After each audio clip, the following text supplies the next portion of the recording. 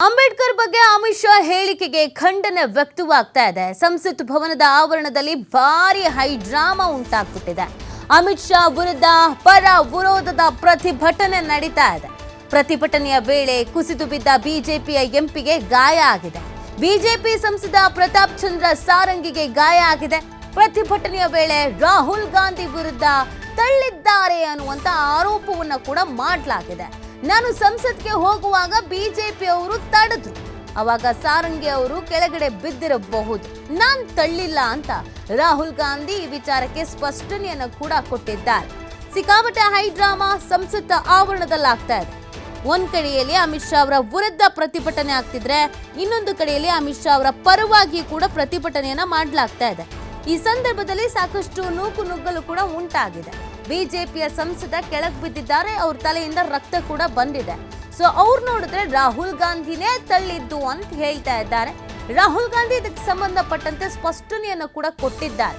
ನಾನ್ ತಳ್ಳಿಲ್ಲ, ನನ್ನನ್ನ ಸಂಸತ್ ಒಳಗೆ ಹೋಗದಂತೆ ತಡೆಯುವ ಪ್ರಯತ್ನ ಮಾಡಿದ್ರು, ಆಗೇನಾದ್ರೂ ಆಗಿರಬಹುದೇನೋ ಅಂತ ಹೇಳಿದ್ದಾರೆ.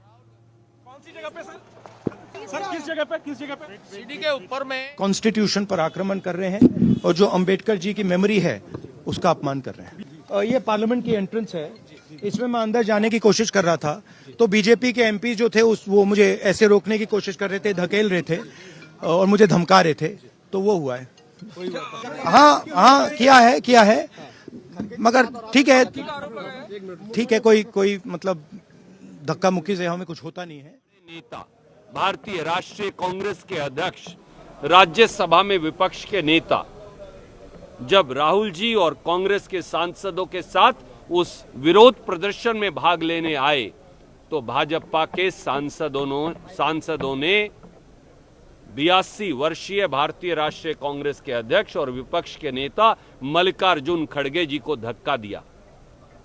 उससे बाकायदा ये सब जानते हैं, विपक्ष सत्ता पक्ष भी जानता है कि खड़गे साहब ने उम्र के साथ अपनी दोनों गोडों की सर्जरी करवा रखी है और धक्के के साथ साथ उनके गोडे को चोट पहुंची बाकायदा, और आखिर में कांग्रेस के सांसद कुर्सी लाए और उन्हें उस कुर्सी पर बैठना पड़ा। पहली बार संसद के इतिहास में यह हुआ। प्ले कार्ड्स हम सब लेकर आते हैं, पर ये डंडे लेकर आए प्ले कार्ड्स के साथ। प्ले कार्ड्स उतार दिए और उस डंडों से अनेकों सांसदों को मारा। बाकायदा श्री मल्लिकार्जुन खड़गे जी ने वाइस चेयरपर्सन राज्यसभा को चिट्ठी लिखी है, स्पीकर लोकसभा को चिट्ठी लिखी है। इस चिट्ठी की प्रतिलिपि भी मेरे सहयोगी आपको भेज देंगे और हमने भाजपा के लोगों पर कार्रवाई की मांग की है। देश को हम ये कहना चाहेंगे भारतीय राष्ट्रीय कांग्रेस की ओर से, ये सरेआम गुंडागर्दी है, ये सरेआम सीना जोरी है, ये सरेआम जोर आजमाइश है। अगर संसद भी गुंडागर्दी, सीना जोरी और जोर आजमाइश का अड्डा बना देंगे भाजपाई, तो देश के प्रजातंत्र, लोकतंत्र और संसदीय मर्यादाओं का क्या होगा। बीजेपी के सांसदों की गुंडागर्दी ने आज देश के लोकतंत्र पर बुलडोजर चलाया है। केवल भारतीय राष्ट्रीय कांग्रेस के अध्यक्ष मल्लिकार्जुन खड़गे जी, जो विपक्ष के नेता भी हैं राज्यसभा में, केवल उन पर आक्रमण और हमला नहीं हुआ, ये देश के प्रजातंत्र पर, बाबा साहब के संविधान पर और भाजपा की दलित विरोधी मानसिकता का परिचायक है।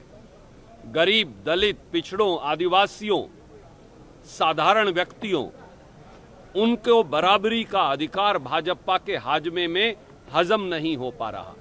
हम इसकी कड़े शब्दों में भर्त्सना करते हैं और लोकसभा के स्पीकर से ये मांग करते हैं कि वो पूरे मामले का संज्ञान लेकर सबसे सीनियर पार्लियामेंटेरियन पर जो एक गुंडागर्दी से सुनियोजित आपराधिक तरीके से हमला हुआ है, इसकी जांच भी हो और उन भाजपा सांसदों पर कार्यवाही भी हो।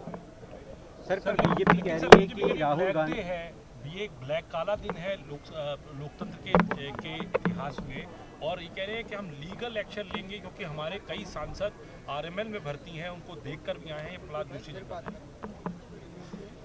ब्लैक डे ऑफ डेमोक्रेसी से ये बहुत बढ़कर है। हिंदुस्तान के संविधान के इतिहास में सबसे बड़ा काला अध्याय तो वो था जब बाबा साहब अंबेडकर के स्वाभिमान पर देश के गृह मंत्री अमित शाह जी ने राज्यसभा में अपमानित कर हमला बोला था, खिल्ली और मजाक उड़ाया था। उससे बुरा दिन 75 वर्षों के संविधान के सफर में शायद कभी नहीं हुआ होगा।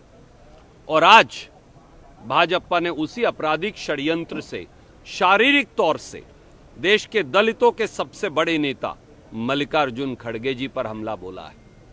साबित हो गया सदन के अंदर स्वर्गीय बाबा साहब की जो स्मृति है उस पर हमला बोला जाएगा, उनकी विचारधारा पर हमला बोला जाएगा।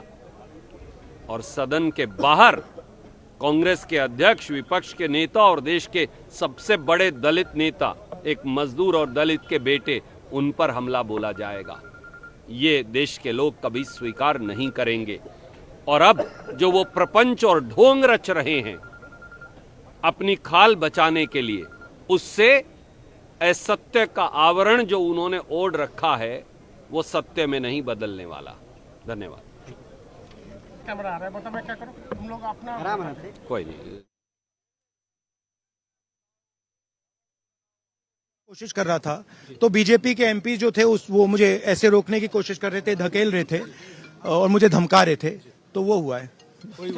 हाँ किया है मगर ठीक है कोई मतलब धक्का मुक्की से हमें कुछ होता नहीं है।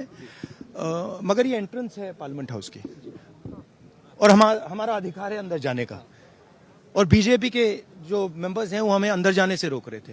सेंट्रल इशू है जो आप लोग मांग कर रहे हैं अमित शाह के रेजिग्नेशन को लेकर। नहीं, सेंट्रल इशू है कि ये कॉन्स्टिट्यूशन पर आक्रमण कर रहे हैं और जो ಎಸ್ ನೋಡಿ, ಸಂಸತ್ ಭವನದ ಹೊರಗಡೆ ಪ್ರತಿಭಟನೆಯನ್ನ ಮಾಡಲಾಗ್ತಾ ಇತ್ತು. ಅಮಿತ್ ಶಾ ಅವರ ಪರವಾಗಿ ಬಿಜೆಪಿಗರು ಮಾಡ್ತಾ ಇದ್ರು, ಅಮಿತ್ ಶಾ ಅವರ ವಿರುದ್ಧವಾಗಿ ಇಂಡಿಯಾ ಕೂಟದವ್ರು ಮಾಡ್ತಾ ಇದ್ರು. ಈ ಸಂದರ್ಭದಲ್ಲಿ ಒಂದಷ್ಟು ಹೈಡ್ರಾಮಾ ಕೂಡ ಆಗಿದೆ. ಬಿಜೆಪಿ ಸಂಸದ ಪ್ರತಾಪ್ ಸಾರಂಗಿ ಕೆಳಗೆ ಬಿದ್ದು ಅವರ ತಲೆಗೆ ಸ್ವಲ್ಪ ಗಾಯ ಆಗಿ ರಕ್ತ ಕೂಡ ಬಂದಿತ್ತು. ಸೊ ಇದರ ಆರೋಪವನ್ನ ಗಂಭೀರವಾಗಿ ರಾಹುಲ್ ಗಾಂಧಿ ಅವ್ರ ಮೇಲೆ ಅವ್ರು ಮಾಡಿದ್ರು. ರಾಹುಲ್ ಗಾಂಧಿ ತಳ್ಳಿದ್ರಿಂದಲೇ ನಾನು ಬಿದ್ದು ಈ ಥರ ಆಗೋಯ್ತು ಅಂತ ರಾಹುಲ್ ಗಾಂಧಿ ಅವರ ಹೆಸರು ಹೇಳಿದ್ರು. ಅದಕ್ಕೆ ವಿಪಕ್ಷ ನಾಯಕ ರಾಹುಲ್ ಗಾಂಧಿ ಉತ್ತರ ಕೊಟ್ಟಿದ್ದಾರೆ, ನಂಗೆ ಗೊತ್ತಿಲ್ಲ, ನಾನು ಆ ಥರ ಮಾಡಿಲ್ಲ, ಆದರೆ ಸಂಸತ್ ಒಳಗೆ ಹೋಗೋದಕ್ಕೆ ಅಂತ ಪ್ರಯತ್ನಿಸಿದಾಗ ನನ್ನನ್ನು ತಡೆಯುವಂಥ ಪ್ರಯತ್ನವನ್ನು ಬಿಜೆಪಿಗರು ಮಾಡಿದ್ರು. ಆ ಸಂದರ್ಭದಲ್ಲಿ ನುಗ್ಗಲು ಆಗಿದೆ, ಆಗ ಅವ್ರಿಗೆ ಆಗಿರಬಹುದೇನೋ ಅನ್ನುವಂಥ ವಿಚಾರವನ್ನು ಹೇಳಿದರು. ಇನ್ನೊಂದು ಕಡೆಯಲ್ಲಿ ಇದನ್ನು ಬೇಕು ಅಂತ ರಾಜಕೀಯವಾಗಿ ಬಳಕೆ ಮಾಡ್ಕೊಳ್ಳಲಾಗ್ತಾ ಇದೆ ಕಾಂಗ್ರೆಸ್ನವರು ಅನ್ನುವಂಥ ಆರೋಪವನ್ನು ಬಿಜೆಪಿಗರು ಮಾಡ್ತಾ ಇದ್ದಾರೆ. ಬಟ್ ಇಂಡಿಯಾ ಕೂಟದ ಒಂದೇ ಒಂದು ಆಗ್ರಹ, ಕ್ಷಮೆ ಕೇಳಬೇಕು ಇಲ್ಲ ರಾಜೀನಾಮೆ ಕೊಡಬೇಕು, ಎರಡರಲ್ಲಿ ಒಂದು ಆಗಲೇಬೇಕು. ಅಂಬೇಡ್ಕರ್ ಅವರ ಬಗ್ಗೆ ಈ ರೀತಿಯಾದಂಥ ಲಘುವಾದ ಹೇಳಿಕೆಯನ್ನು ಕೊಡುವಂಥದ್ದು ಎಷ್ಟರ ಮಟ್ಟಿಗೆ ಸರಿ ಅನ್ನುವಂಥ ಪ್ರಶ್ನೆಯನ್ನು ಕಾಂಗ್ರೆಸ್ನ ನಾಯಕರುಗಳು ಮಾಡ್ತಾ ಇದ್ದಾರೆ. ರಾಹುಲ್ ಗಾಂಧಿ ಮತ್ತು ಮಲ್ಲಿಕಾರ್ಜುನ ಖರ್ಗೆ, ಪ್ರಿಯಾಂಕಾ ಗಾಂಧಿ ಇವರ ನೇತೃತ್ವದಲ್ಲಿ ಪ್ರತಿಭಟನೆಯನ್ನು ಮಾಡಲಾಗ್ತಾ ಇದೆ. ಕೇವಲ ದೆಹಲಿಗೆ ಮಾತ್ರ ಈ ಪ್ರತಿಭಟನೆ ಸೀಮಿತವಾಗಿಲ್ಲ, ಈಗ ಆಲ್ರೆಡಿ ಬೇರೆ ಬೇರೆ ಭಾಗಗಳಲ್ಲೂ ಕೂಡ ಇದರ ಕಿಚ್ಚು ಹೊತ್ಕೊಳ್ತಾ ಇದೆ. ಇನ್ನು ಎಷ್ಟರ ಮಟ್ಟಿಗೆ ಈ ಕಿಚ್ಚು ಹೆಚ್ಚಾಗುವ ಸಾಧ್ಯತೆಗಳು ಇದೆ ಅನ್ನುವಂಥದ್ದು ಪ್ರಶ್ನೆ. ಒಟ್ಟಿನಲ್ಲಿ ಈಗಂತೂ ಸಂಸತ್ ಆವರಣದಲ್ಲಿ ಸಿಕ್ಕಾಪಟ್ಟೆ ಹೈಡ್ರಾಮಾ ನಡೀತಾ ಇದೆ. ಬಿಜೆಪಿಗರು ಪಟ್ಟು ಬಿಡ್ತಾ ಇಲ್ಲ, ಯಾವುದೇ ಕಾರಣಕ್ಕೂ ತಪ್ಪು ಮಾತಾಡಿಲ್ಲ.